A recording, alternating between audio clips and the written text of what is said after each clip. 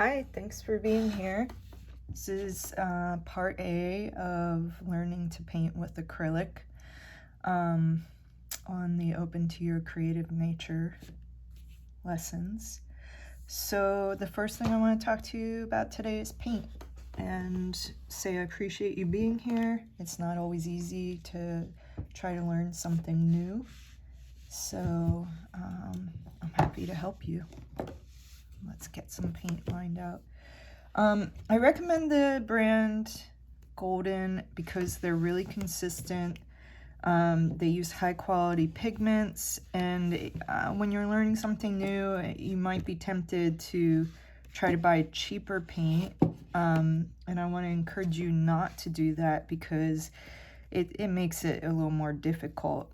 This is not the most high-end acrylic paint that you can buy, but it's really solid, and the pigments act quite similar to that of other brand names in oil or gouache. That may not necessarily make sense to you right now at this point, but you'll have to trust me on it.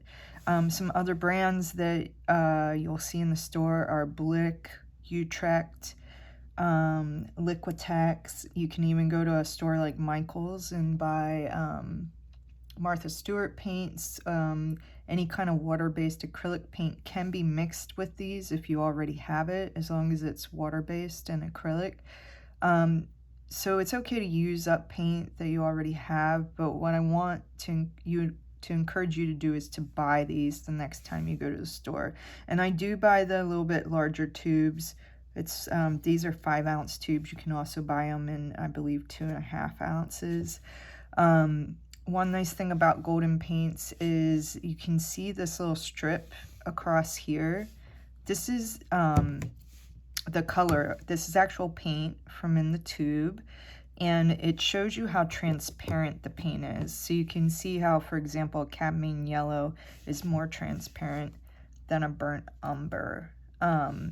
And as we do these lessons and we go on, you'll learn and start to notice why that affects how you paint. And it's kind of curious. I like knowing all the little details of everything because it makes it more exciting and interesting. So these colors, and I'm gonna put this little guy off to the side and you'll see why in a little bit. As far as learning how to paint, this is all you really need. The titanium white, ultramarine blue, cadmium red light, burnt umber, and cadmium yellow. Now, you'll notice this says cadmium red light, and this says cadmium yellow medium. You can also buy cadmium red light, medium, or dark, or cadmium yellow light, or cadmium yellow medium, or cadmium yellow dark. They all act a little differently. I like the cadmium red light because it is very bright. It's one of the brightest colors and the stronger pigments that you'll have on your palette, so I do recommend getting the light. Cadmium yellow medium, light, dark, medium. Any of those are fine, and if you already have a cadmium red dark or a cadmium red medium, it's not that big of a deal either. It's a density and pigment thing, so any of them will work, but if in doubt, kind of go for the mediums in general, but with this cadmium red, I like the light, and you'll notice I do a lot of the demos with the light. Let's see here.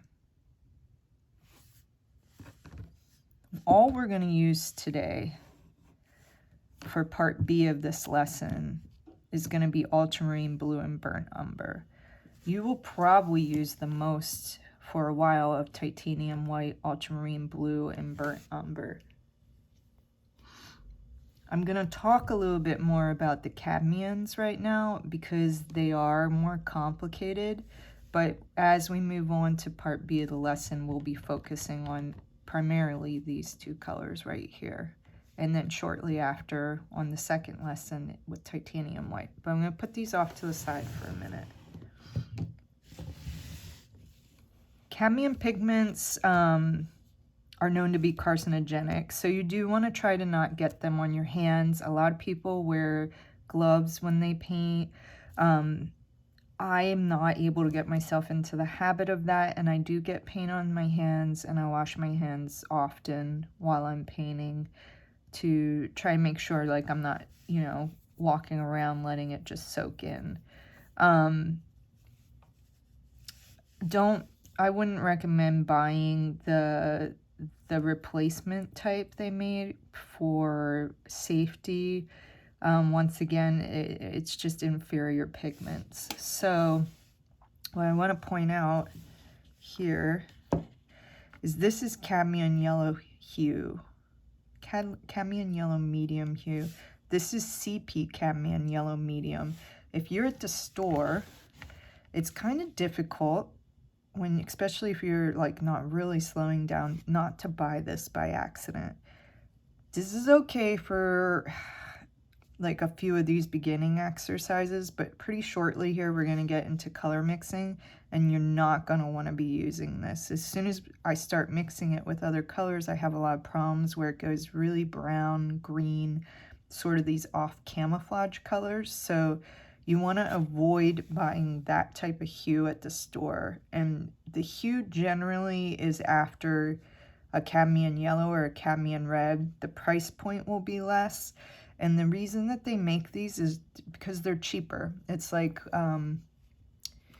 buying, you know, artificial whipped cream versus the real stuff. And the whole temptation is you'll save money, except it'll make it difficult for you in the long run. So avoid buying hues for these colors specifically.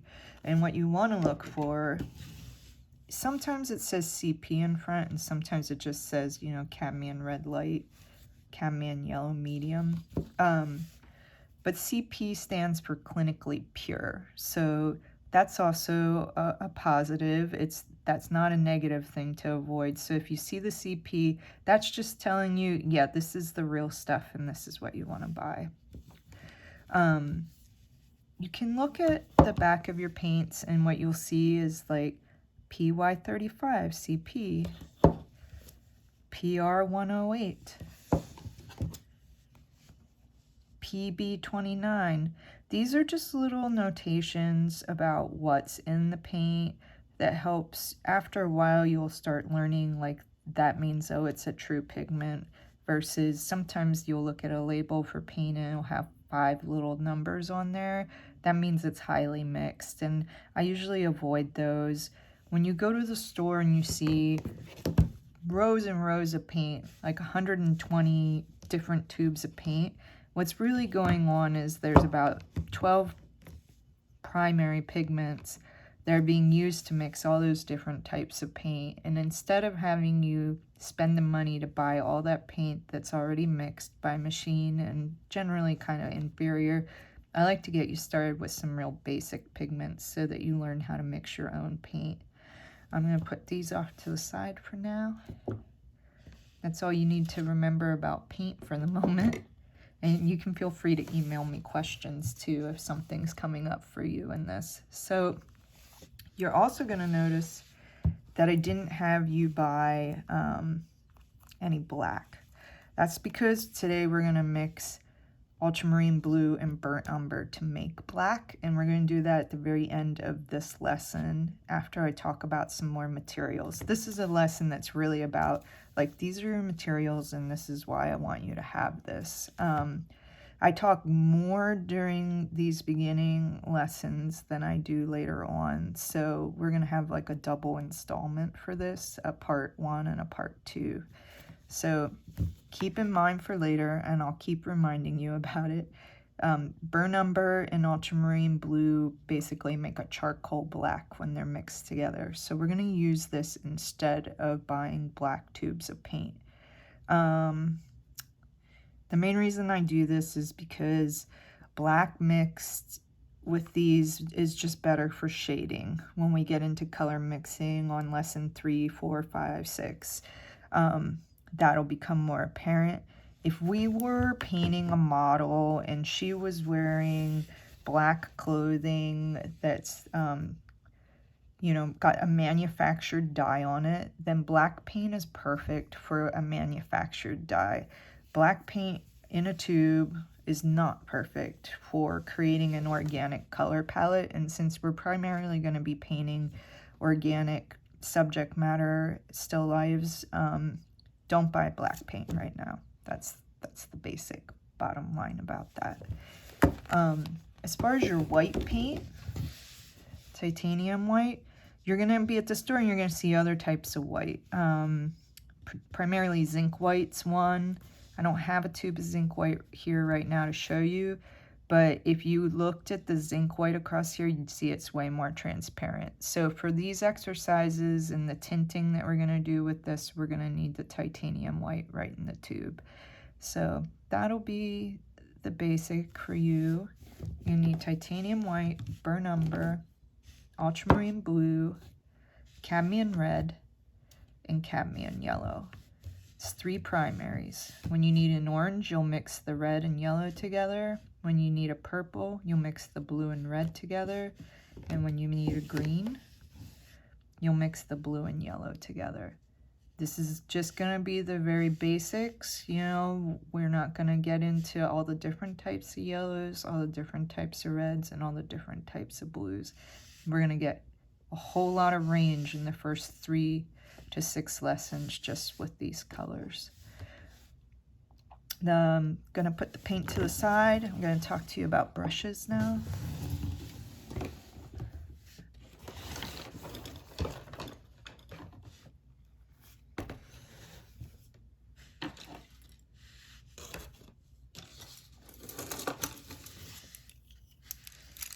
Okay. What you see here is a whole bunch of cheap little brushes left over from packs of brushes that you can buy at the store. I almost call them chip brushes in my head because chip brushes are cheap brushes that painters buy to paint and throw away when you do house painting. But generally, like a pack of these brushes will have 5 in a pack, and it'll be anywhere from $10 to $20. It's great to buy a pack of these, especially to get these smaller brushes for painting in details, mostly towards the end of your description of a painting, not so much at the beginning. So go ahead and get a pack of these. Don't buy them at a craft store. Go to an art store, and you'll find that you like some of them better than others. And see how this one's splaying and frayed. That's really common, and generally, probably for me, about 6 weeks to 12 weeks, I ended up throwing these brushes out and buying new packs. Where you're at with your painting career, and as far as beginning painting, and where I'm at 25 years in, we don't really need, in my opinion, that different of brushes. Part of what's going on with me buying cheap brushes is that I really scrub into my paintings and I'm pretty hard on my brushes. So I want to encourage you to also paint very gesturally and not be worrying too much about having to like be gentle and take really good care of these. So for this, these cheaper brushes are great. The other thing is, if you notice the bristles here,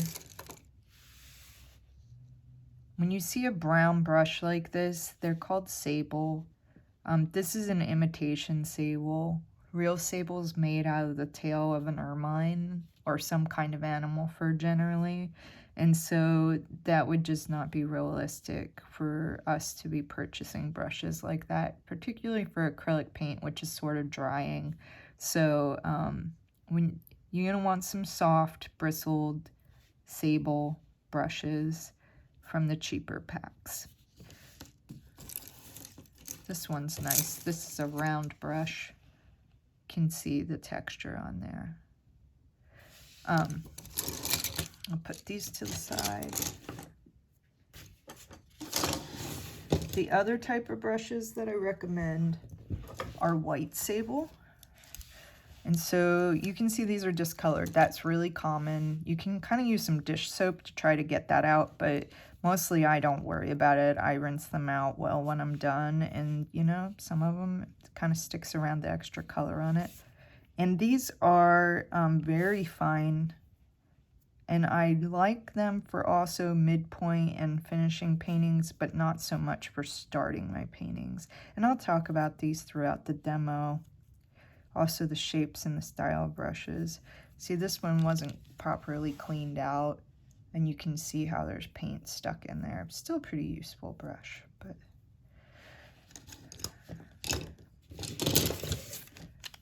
my favorite brushes are bristle brushes, and these are actually made with bristles from pigs. So I want you to be aware of that. They're nice and springy. And we'll talk about the different styles of brush. There's rounds. So this one right here, this is a number 2 round. We're going to be working on a 12 by 16 size, or at least that's what I'll demo on. If you have a different size paper, that's not a problem. This is a good brush for 12 by 16. This one, in comparison, is a size 6. So you can see the difference there between a size 2 brush and a size 6 brush. I'm not a huge fan of round brushes, particularly with the bristles, because they tend to flay out a lot, and I don't feel like I can get thinner lines with it. Usually I'll purchase packages of brushes, and so they'll include rounds. I'm more inclined to want a round brush in a Sable. It's subjective. It's a matter of taste what type of brush you use, so I do suggest buying a lot of packs of them and trying different kinds to see what you like. What's nice about a round brush is the bristles are kind of long, and as you paint your lines, you can get a longer line with it. My favorite brushes, and this one is a little worn, are generally filberts. This one is very worn. It looks like a filbert, but I'm realizing by the label that it's a flat, so we'll put that off to the side. And this one's a filbert too. Filbert is basically a round brush pressed flat. So you can see this is called the ferrule of the brush. You can see how the ferrule's pressed flat there. What I like about a brush like this is I can get the line this way, or I can get a thin line this way. The bristles are pretty long, so they hold a good amount of paint. This is a size number 6. This is a size number 2. If you can only have one brush size, I think a size 6 is nice, but I like having anywhere from a 1 to 2 all the way up to 12 or 14, especially if I'm painting a little bigger. The other nice thing about a filbert brush is that when you cut corners, you don't have some of the same problems that you have with a flat, where you cut the corner and you have these extra bristles, so sometimes you get a second line. So we talked about round brushes, filbert brushes. We're going to talk about flats. Here's an example of a flat. This flat is size 10. This is nice for covering larger amounts on your painting. Once again, you can get that straight thin line, or you can get a fuller line if you press down like this. Flats have long bristles, so they hold a lot of paint. This company right here is called Princeton. They're a great middle line brush. If you're looking to spend a little bit more money on some brushes, I'd recommend Utrecht brushes. I think they're really good for the price. This is also a flat.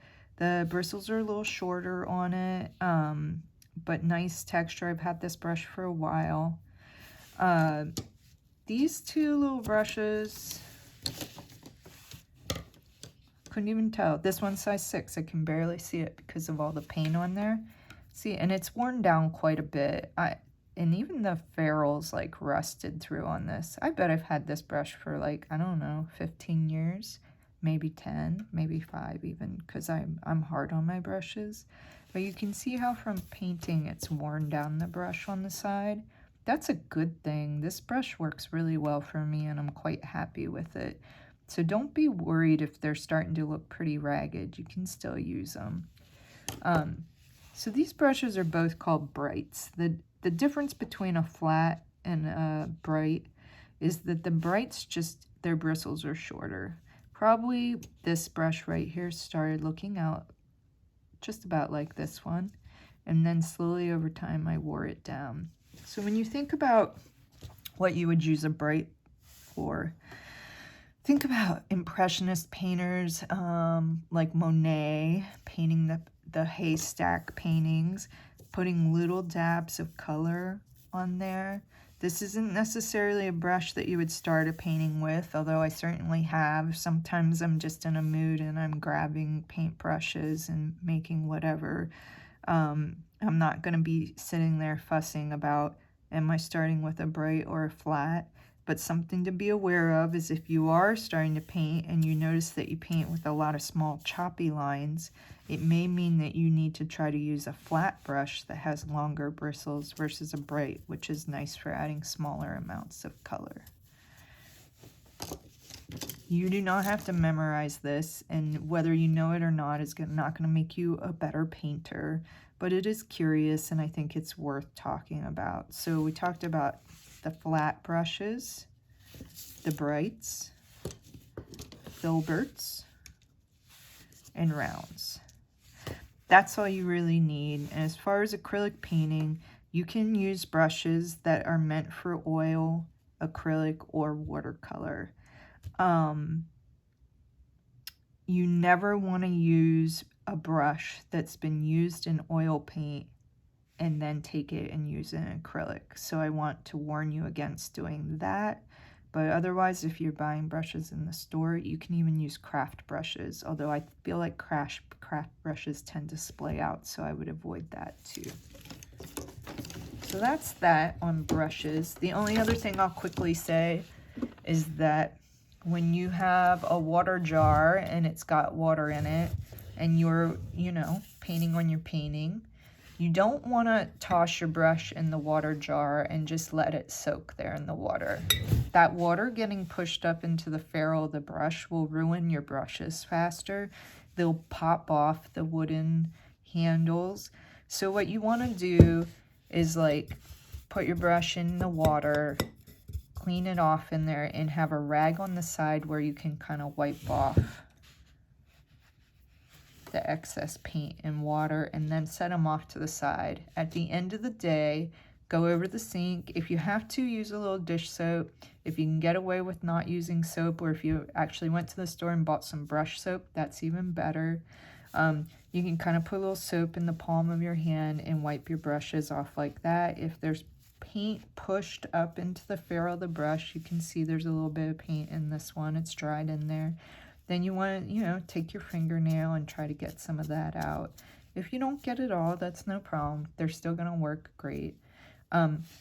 Usually when they're like rinsed out really well and there's not any more soap in them, I'll shake them off like this to get some of the water out, and then I'll turn them upside down in a jar and like let them sit in the jar so that they can dry out like that.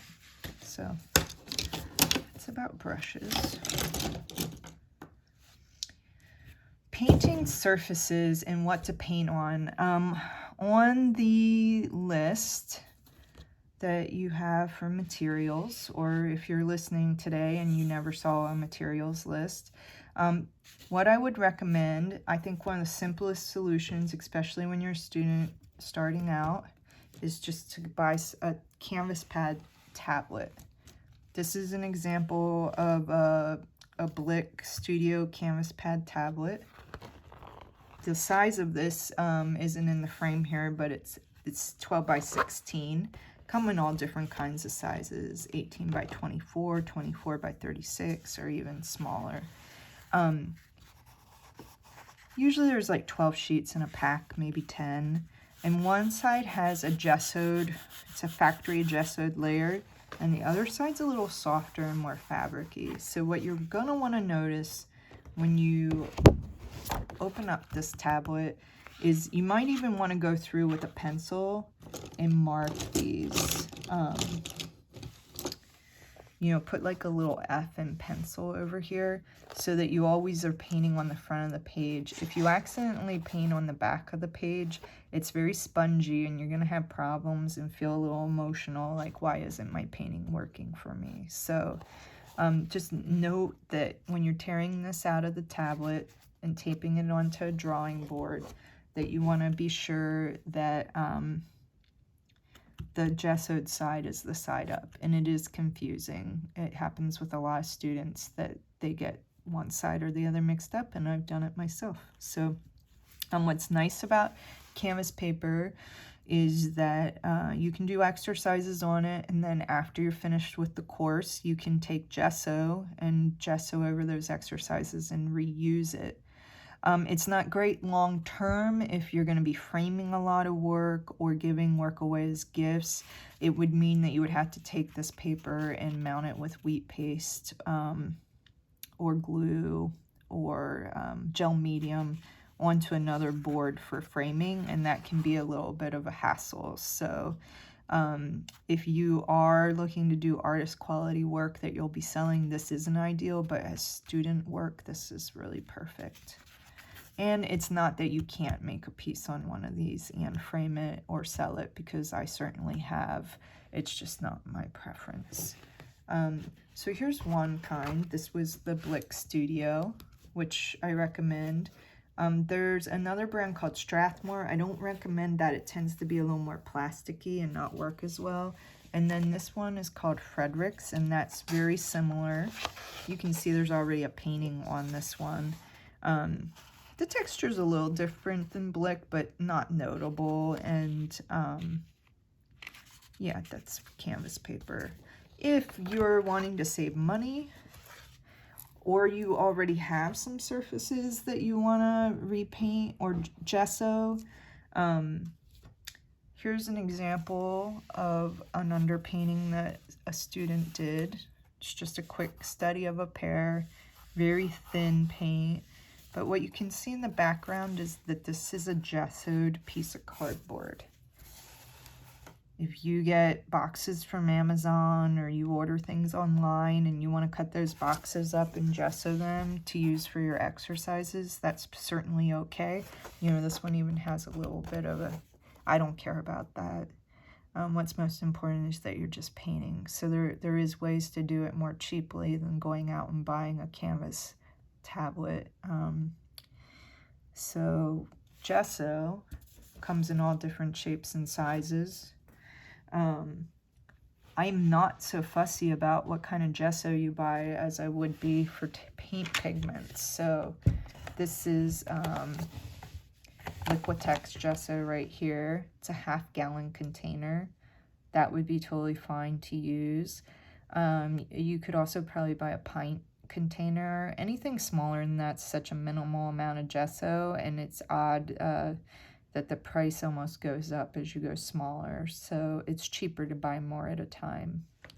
And this is just basically, you pull the lid off and it's full of like a white primer, and you get, you know, a paintbrush, like a painter's paintbrush, and you can paint 1 or 2 layers over your surface. You can paint over paintings you don't want anymore and repaint on them, particularly with acrylic. So that's a great material for you to have and an option.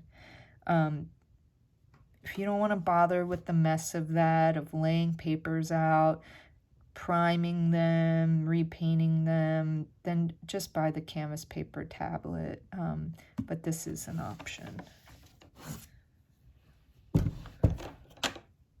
So pallets. Anytime you talk about an artist palette, immediately we think of something like this. I don't recommend these type of palettes for paint mixing. I actually am suspicious that these palettes are primarily used for after you mix the painting. You put the paint on this palette, and especially if you're like outside painting, you're painting on an easel, you have your paint lined up on here, and then you use this to hold to grab the paint from. But as far as mixing on these, it's quite difficult because they don't clean off that well. Even if you had a nice wooden side and it was already primed with linseed oil, which you would only use with oil paint, by the way, or if you did a lacquer on it, it's still, the paint tends to stick on here and it can be very difficult to clean off. So I don't recommend a wooden palette like this. People give them to me a lot, and I have them and I use them for oil painting, but I don't mix my paint on a wooden palette like this. What I recommend is either a piece of glass that has emery edges that you can scrape off with a razor blade, but more inclined to suggest something called a paper palette. And this one happens to be gray. Sometimes you'll see them in an art store and they're white. I want to encourage you to buy whatever's cheaper. Because, and buy the ones that are recommended for acrylic paint. If it doesn't say, you're probably fine then, but if it says it's for oil paint, then I wouldn't buy it if it specifically specifies oil, because what this is really good for is acrylic paint. And so what you see in here is basically a tablet of 50 sheets of a wax paper. You can mix your color on here. At the end of the day, you fold this up, you throw it in the trash can. It's very convenient, easy, and that would be my recommendation. I'd also suggest buying at least the 12 by 16 size. 11 by 14 is fine. 8 by 10 is just a little bit too small. If you already have 8 by 10, it's going to be totally fine. Don't worry about it. But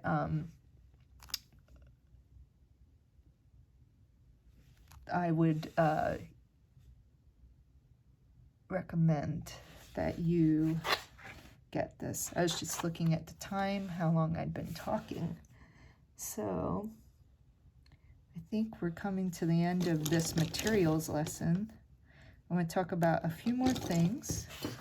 Looks like this lesson is going to be about 35 minutes. Let's talk about palette knives.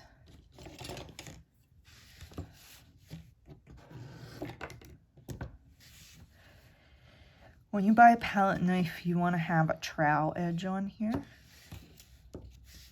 Sometimes they're really flat, and those are okay for like scraping this palette knife off, or painting with on your actual canvas. And you can paint on your canvas with a palette knife like this, but mostly we're going to be using this to mix paint. And you're going to see how to mix paint in part 2 of this demo. We're getting ready to wrap up part 1 with the materials. So you can see these palette knives are anywhere from $5 to $10. Sometimes you see the ones with the diamond head. That's totally great too. Sometimes you'll see ones with really, really small head or really, really big. You want to get, one that's like, this is probably a little more than 2 inches, and this one's a little closer to 1 inch. That's about nice size. And don't go cheap on these. Don't buy the plastic ones. They tend to break and they just don't mix as well. If you're just saving $1 or $2, go for the one that looks a little nicer. Another thing I would recommend is a spray bottle. You can use a plant mister. This is a glass, almost perfume bottle that I got in an art store. There's just water in here. You can screw the lid off and refill it. I wrapped tape around it because it's glass, and if it falls on the ground, they tend to shatter. But what I use with these spray misters for is to spray the paint palette when the paint dries too fast. So that's something I recommend. And then blue painter's tape. You're going to want this to tape your canvas paper down to drawing boards. So get a roll of that. And The only other thing that I'm going to quickly mention is this golden paint retarder. Additive for slowing drying time of acrylic paints and mediums. If you live in a drier climate or it's the summer months in an area like Oregon, you're going to want to add a few drops of this to each color on your palette. What this does is just slows the drying time down a little bit so that you have some extra time to paint. I'm going to end this materials lesson on that note. I want to thank you for being here, and I promise that you're actually going to get to paint during the next lesson. So I'll talk to you soon. Bye.